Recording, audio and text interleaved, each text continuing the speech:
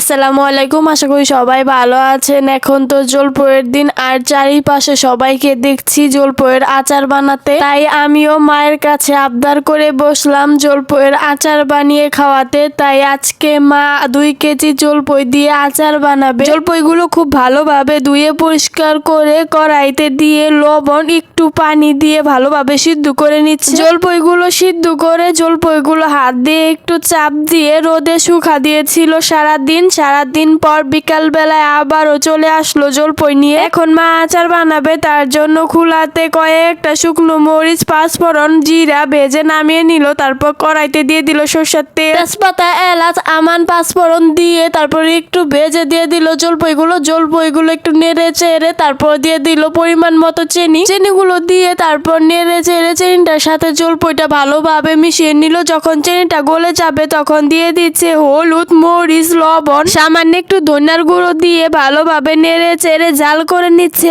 আর আমি এদিক দিয়ে যেগুলো পাঁচফোড়ন ভেজে রেখেছিল সেগুলো পাটাতে বেটে নিলাম। সবগুলো মশলা পাটাতে ভালোভাবে শুকনো করে বেটে নিয়েছি। তারপর আমি মার কাছে নিয়ে আসলাম। মা এদিক দিয়ে আচার জাল করছিল। মা কিন্তু অনবরত আচারগুলো নেড়ে চেড়ে নিচ্ছে। যখনই আচার নাড়া বন্ধ করে দেবে তখনই কিন্তু নিচে লেগে ধরবে, যার কারণে অনবরত আচারগুলো নেড়ে চেড়ে নিচ্ছিল। শুকনো মশলা বেটে আসার পর মা একটু কাজে গিয়েছে, যার কারণে আমি আচারটা নাড়াচাড়া করছি।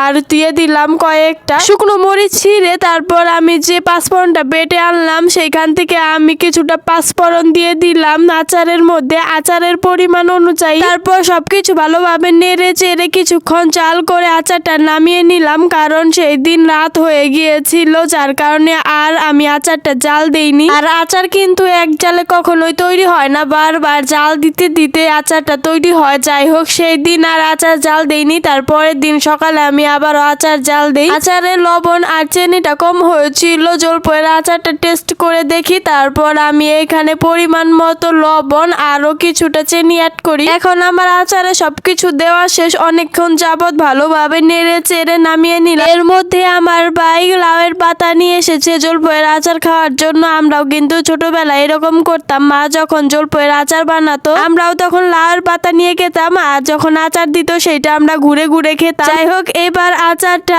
আমি বেড়ে নিয়েছি একটি মাটির প্লেটে, আর একটি পুদিনা পাতা সুন্দর করে দিয়ে সুন্দরভাবে ডেকোরেশন করে নিয়েছি। তোমরা তো দেখেই বুঝতে পারছো আচারটা কতটা লোভনীয় হয়েছে। কারো জিভে পানি আসলে আমার দোষ দিতে পারবে না। আর অবশ্যই এভাবে আচার বানিয়ে খাবে। এখন কিন্তু বাজারে অনেক জলপই পাওয়া যাচ্ছে। আচার খেতে তো আমার খুবই ভালো লাগে, আর সেটা যদি মায়ের হাতে হয় তাহলে তো কোনো কথাই নেই। আর আচারটা সত্যি অনেক মজার হয়েছিল। ভিডিওটি আর বড় করছি না, আজকে এ পর্যন্ত। আল্লাহ হাফেজ।